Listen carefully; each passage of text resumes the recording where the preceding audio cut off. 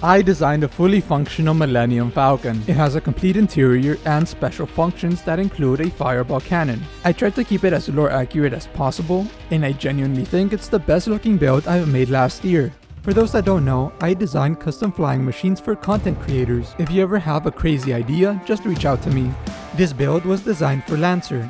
They made a whole video about building the machine in their hardcore world. At the time of recording this, the view count of it is surprisingly low. You should go watch it. So the build had two criteria. It must have a full interior and a working cannon. The interior part is the hardest constraint. Why? If we wanted to make it to scale, the actual build is about 7 to 8 meters high. This might be fine as the room height is around about 4 to 5 blocks high. The issue is that that's at the highest and lowest point. In reality, there's gonna be intersections where the height of the build is too short for the inside of the room. So to fix this, instead of building it at a 1:1 scale, I decided to scale up the build to 2:1 scale. Not only is this gonna fix the clipping issues, it's also gonna give us more space between the edges of the rooms to the walls of the build. This is very important to fit all the wiring and slimestone that's gonna be here. I'll skim over the building process as I don't think a lot of people will find that quite interesting.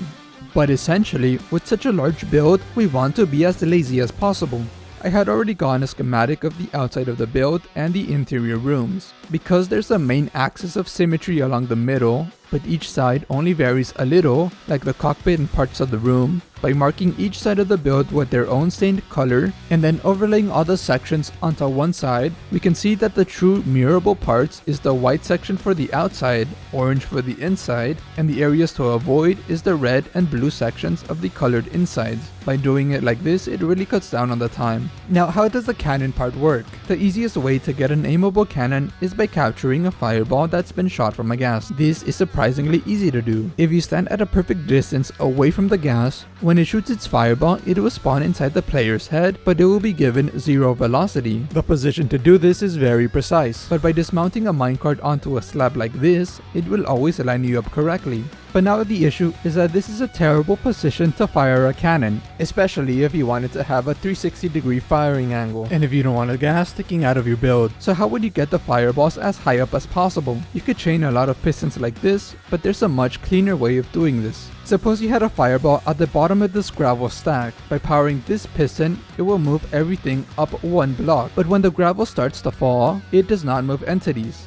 This results in the original setup, but now the fireballs have moved up 1 higher. You can then hook it up to a clock and continuously feed in new fireballs, and it will look just like a magazine and it looks very cool. Now you have a much better position to fire from. The module can then be added back to the machine. So to start the clock, click this trap door, get in this minecart, and do not move.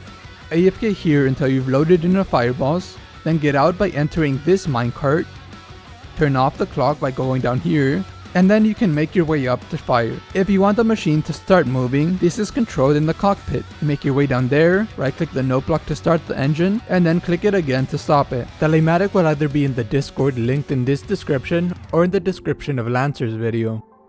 This build is special to me for a different reason. When I was first learning Slimestone, one of the earliest projects I ever did was a collection of Star Wars vehicles that included a Millennium Falcon. Granted, observers weren't a thing yet. What I remember about this build is that it had no interior, it had a very janky engine, and visually, it looks like it got dragged through a cheese grater. Coming back to the ship now, it finally feels good to have it done right.